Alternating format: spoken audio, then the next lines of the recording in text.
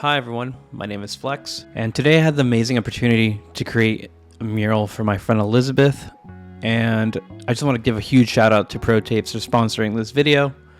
For this project, I'm going to be using the Pro 788 masking tape, and I wanted to put this tape to its ultimate test. Usually for most of my murals or even art projects, I try to seal the tape before applying the final paint that I'll be using, which for this project is black.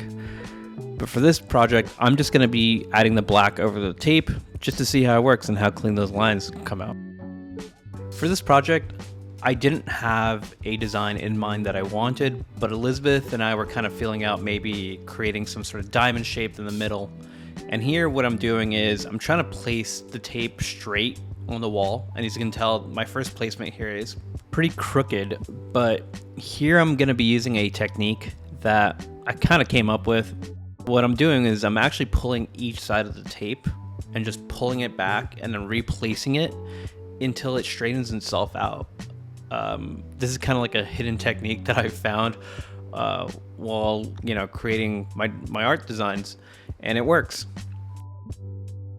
Once I finish placing the diamond design, I want to start focusing on the center design of the piece.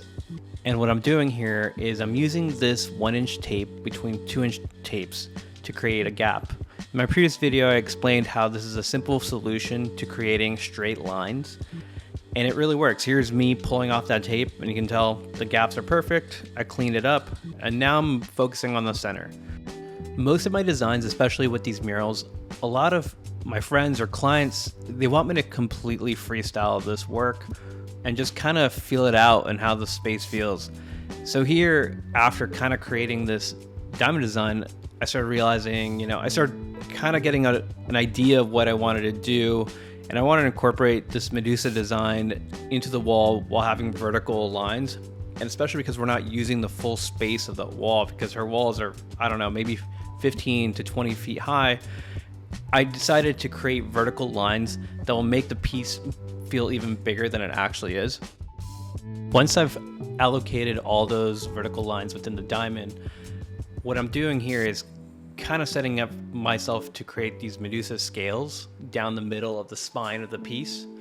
And this technique is quite simple. I start off by placing the tape in a horizontal position over the vertical tape lines.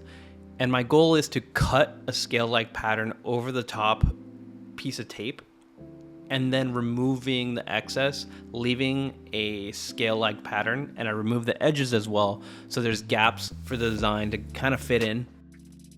And for this design, there's really no measurements that go into it. This is completely free-handed, so it's more about how it looks, where do I cut, how does it look balanced. In my previous video, I mentioned how the Pro 788 masking tape is really good at keeping straight lines. And it really helps when you're, freestyling all these designs because it holds its shape, holds straight. So if you're not really measuring and you're just kind of winging design and just placing, it really carries you through the whole process.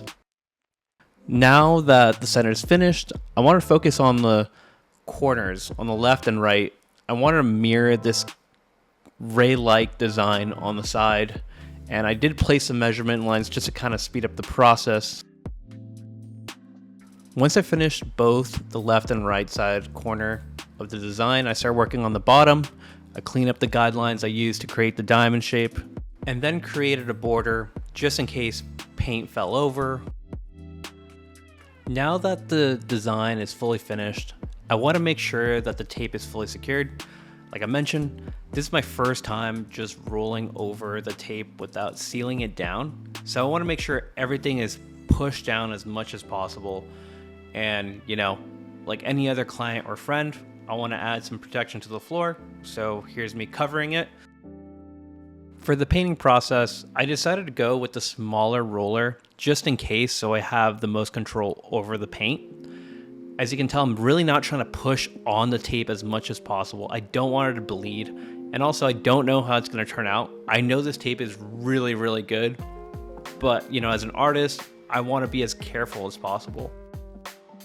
Even though I know for a fact using the smaller roller takes a lot more time to paint, You know, I'd rather just be safe. I want to be cautious. I want to take my time. I want to make sure it looks right.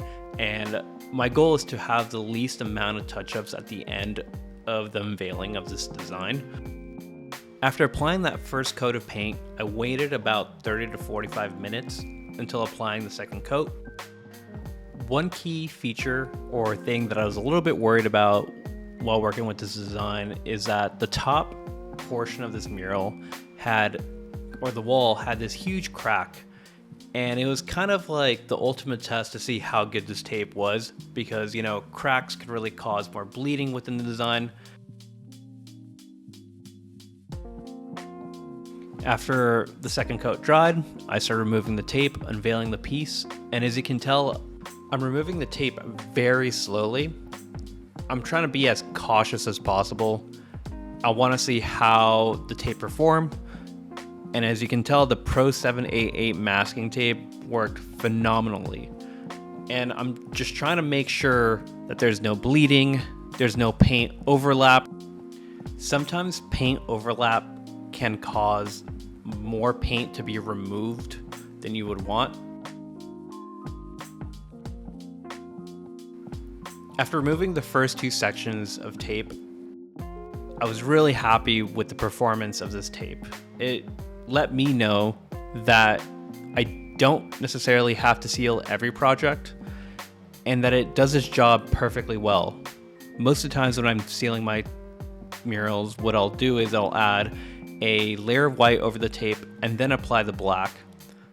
But sometimes that process can take, you know, up to an hour or two of drying and waiting. So it's pretty cool knowing that I saved 2 hours at least in this project, and the design still looks amazing. Another thing that really impressed me about using the Pro 788 masking tape for this project is that when I'm creating the scale designs, I'm basically creating 2 layers of tape. And what happens is that when you do that, it causes a lot of bleeding, and most tapes are not able to seal the tape properly. I don't know why. I don't know if it's the adhesive or maybe the paper's too thick, but Pro Tape's tape, you know, handled that job really well. As you can tell on those scale patterns, the design came out really clean and perfectly. And even in these clean lines, it's just flawless. I will say there might have been 1 or 2 segments that there was minor bleeding, but it was definitely my fault that there's bleeding. I probably didn't press the tape hard enough or didn't seal it properly.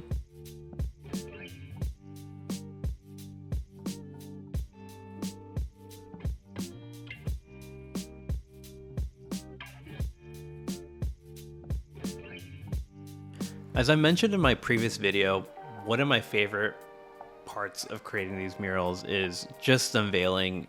It's super satisfying seeing the tape leave clean lines and seeing your hard work, you know, come to life. And it's amazing to be sponsored by such an amazing company. Their product is incredible. Please go check out Pro Tapes. Link in description. Thank you, Pro Tapes, for sponsoring this video and for hooking it up with your amazing product. The Pro 788 masking tape is incredible. And for the remaining of this video, enjoy this 45-second time lapse of the full creation. Thanks for watching, and have a great day.